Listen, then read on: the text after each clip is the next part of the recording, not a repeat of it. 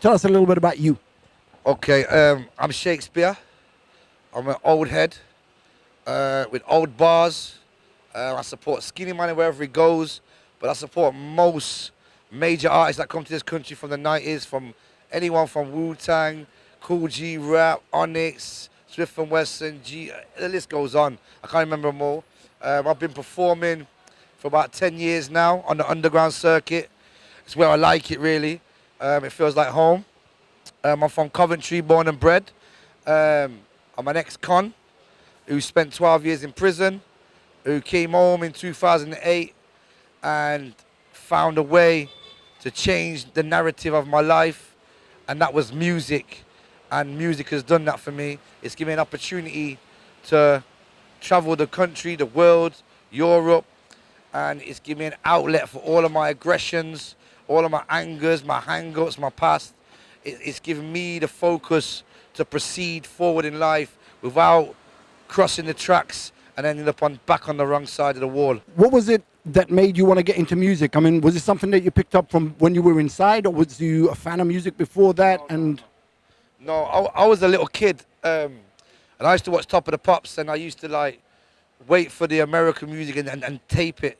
And then one time there was this English guy, and I'm like, right, he's rapping. And I was like, oh my God. Do you remember who that was? Yeah, kind of, yeah. I think his name was Blade. His name was Blade, right? Was he any good?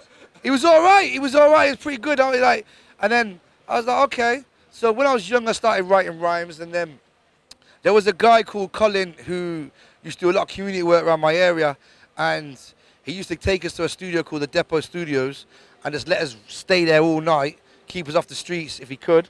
And you know, that's back in the day with like Cubase, Atari, Cubase Score 1, you know, and we're using ADATs, you know, we're using BCRs, yeah, and it was like we all had to stand around a mic and everyone had to get their shit tight before they even said anything. Yeah, so that's when I kind of started writing. When I was young, writing all the time. Never took it serious. Obviously, spent years in prison. From when I was 15, went prison, 16 in prison, 17 in prison, 18, 19, 20, all the way to 30, I was in prison, in and out. But I always wrote while I was in there because it was the way, that it was more poetry, a way to this. You know, when I felt angry or I'm in my cell and I just, you know, times weren't good, the writing just allowed me to spew that aggression. So a lot of people now say to me, your music is a bit dark, it's very aggressive, but it's not very positive. But if you listen closely between the lines, I'm just telling you my experiences, my thoughts on paper, on wax, on record, on the stage, right? And it's all true, it's the truth. And there's no lies, and that's my life. And so I tell people, don't be like me. Just listen to what I've had to go through to get to this stage, right? And try and find another path. And that's what my music's about.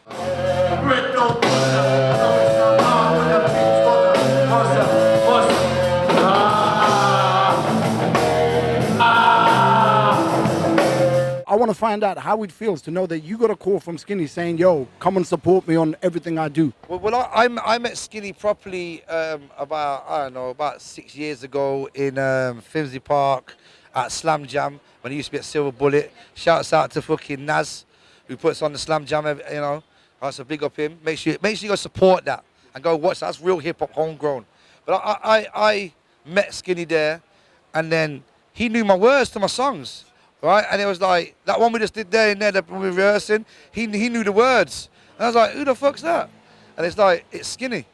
I was like, "Okay," and it's like, so I know he's been watching. Yeah. Anyway, and then fast forward, we did a couple of shows. We met at a couple of shows. You know, we just end up in the same directions on the circuit. And then we was in Wales doing another show, and he was like, "Yo, how about you just come wherever I am, and you open up for me." Right, because I love the energy, because my message is so positive from that get-go. Skinny's is, he goes, the way you come across is darker. It's like we're having the dark and the light. It just balances right. So you come across with aggression, you bring it down dark, and I'll lift it up.